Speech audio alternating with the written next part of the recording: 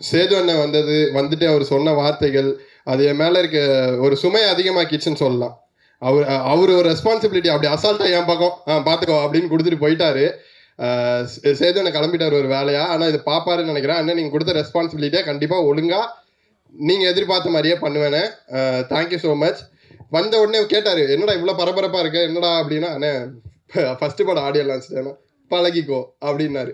அந்த பழகிக்கோ இவ்வளோ நேரம் நீங்கள் நிற்க வச்சுது, அந்த பழகிக்கோன்ற ஒரு வார்த்தை. ஸோ சேதுண்ணனுக்கு ரொம்ப நன்றி. யோகி பாபு அண்ணன் நம்ம காலேஜில் எல்லாருக்கும் ஒரு சீனியர் இருப்பாங்க. அந்த சீனியர் சீனியர்னே நமக்கு தெரியாது, நம்ம கூடயே சுற்றுவாங்க ஜூனியர்ஸோட கம்ஃபர்டபுளாக அப்படி ஜாலியாக. அப்படி தான் படம் ஃபுல்லாக அவரோட சீனியாரிட்டி எதுவுமே காமிக்காமல் ரொம்ப ஜாலியாக என் கூட, பிரகிடா கூட, சத்யா கூட எல்லாருக்கூடையுமே ரொம்ப ஜாலியாக பழகினார். ஸோ யோகி பாபு அண்ணனுக்கு ரொம்ப நன்றி சார். உங்களுக்கு லாஸ்ட்டாக வச்சுருக்கேன் சார், அதே தான். யோகி பாபு அண்ணனுக்கு ரொம்ப நன்றி. சக்தி அண்ணன் இங்கே ஏறின எல்லாருமே சொன்னது தான், சக்தி கை வச்சா அது ராங்காக போகாது. இந்த படம் பார்த்துட்டு ஃபஸ்ட்டு ஷோவில் சக்தி அண்ணன் பார்த்தாரு, அவர் எமோஷன் ஒர்க் ஆகுதுன்னு சொன்னதுக்கப்புறம் ஓகே படம் ராங்காக போகல, ஆடியன்ஸ்க்கு பிடிச்சிரும் அப்படின்ற ஒரு நம்பிக்கை தான். அண்டு ரகுநந்தன் அண்ணன் இந்த படம் ஒரு எமோஷ்னல் படம். படம் ஃபுல்லாகவே பார்த்தீங்கன்னா உங்களுக்கு யாராச்சும் ஒருத்தர் உங்கள் ஃபேமிலியில் இருக்க ஒருத்தரோட கனெக்ட் ஆவீங்க. அந்த கனெக்ஷனை ரொம்ப ஸ்ட்ராங்காக இன்னும் ஒரு எக்ஸ்ட்ரா ஒரு ஆணி எடுத்து அதில் அடித்தது ரகுநந்தன். அவரோட பாடல்கள் படத்துக்கு ரொம்ப ஹெல்ப்ஃபுல்லாக இருக்குது. அவரோட பேக்ரவுண்ட் ஸ்கோர் படத்துக்கு அதை விட ரொம்பவே ஹெல்ப்ஃபுல்லாக இருக்குது. So Raghunandan thank you so much. And Brigida அதே தான், ஒரு மந்தையிலிருந்து பிறந்த ஆடுகள்ன்ற மாதிரி தான். ஒன்றா பிளாக் ஷீப்பில் பண்ணிகிட்டு இருந்தோம். ஸோ அதுக்கப்புறம் நம்ம அப்படியே நான் கணக்கானம் காலங்கள் அப்படி வந்துட்டேன். அவங்க பிளாக் ஷீப்லேயே உடனே ஹிட் ஆகிடுச்சு, ஆஹா கல்யாணம், டக்குன்னு பவி டீச்சர் சினிமாக்குள்ளே வந்துட்டாங்க. நமக்கு கொஞ்சம் டைம் எடுத்துச்சு. ஸோ எடுத்துகிட்டு இப்போது மறுபடியும் பார்த்தா ஒரே இடத்துல இருக்கோம். ஸோ ஹாப்பி, ரொம்ப கம்ஃபர்டபுளாக என்னை வச்சுக்கிட்டாங்க. ஏன்னா ஆப்வியஸ்லி என்ன தான் பழக்கம் இருந்தாலும் ஃபஸ்ட் டைம் பக்கத்தில் போய் நில்லுங்க அப்படின்னா நமக்கு கால்லாம் நடுங்கும்ல, அந்த நடுக்கம்லாம் இல்லாமல் பார்த்துக்கிட்டாங்க. அண்டு இந்த படத்தில் எனக்கு கூட பிறந்த தங்கச்சி இல்லை, பட் இந்த படத்தில் கிடச்சிருக்காங்கன்னு சொல்லலாம். படத்தில் இப்போ வரைக்குமே பாப்பா அண்ணன், என்னோட ஒரு வயசு பெரியவங்க அவங்க, ஆனால் இப்போ நான் பாப்பான்னு தான் கூப்பிட்றேன், அவங்க என்ன அண்ணன் தான் கூப்பிட்றாங்க. ஸோ அந்த ஒரு ட்ராவல் சீனு சார் இந்த படத்தில் கொடுத்தா எக்ஸ்ட்ரா கிஃப்ட் எனக்கு அப்படின்னே சொல்லலாம். அண்டு அசோக் அண்ணன் சிங்கம் எல்லாரையும் படத்தை அழகாக காமிச்சிருப்பாரு. என்னை மட்டும் ரொம்ப டயர்டாகவே இருப்பேன், அது கதைக்காக தேவைப்படுறது, அதை சொல்லியே தான் பண்ணுவார் என்னதுக்கும். Thank you so much. And Chelladurai யாருன்னு கேட்டிங்கன்னா, அப்படியே படத்தை பற்றியும் பேசுகிறேன் உடனே டக்குன்னு. செல்லதுரை யாருன்னு கேட்டிங்கன்னா, நம்ம எல்லார் லைஃப்லையும் ஒருத்தர் இருப்பார். நம்ம எல்லார் குடும்பத்துக்காக அவர் கஷ்டப்படுவார், அவர் எல்லாத்தையும் இழப்பார்.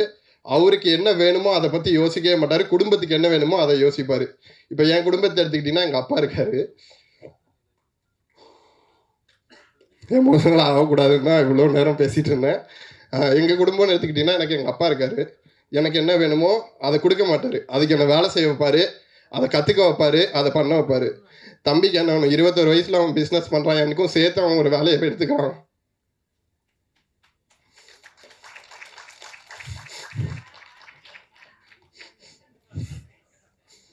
இதே மாதிரி எங்களுக்குள்ளே எது வந்தாலும் மோட்டிவேட் பண்ணுறதுக்கு எங்கள் அம்மா.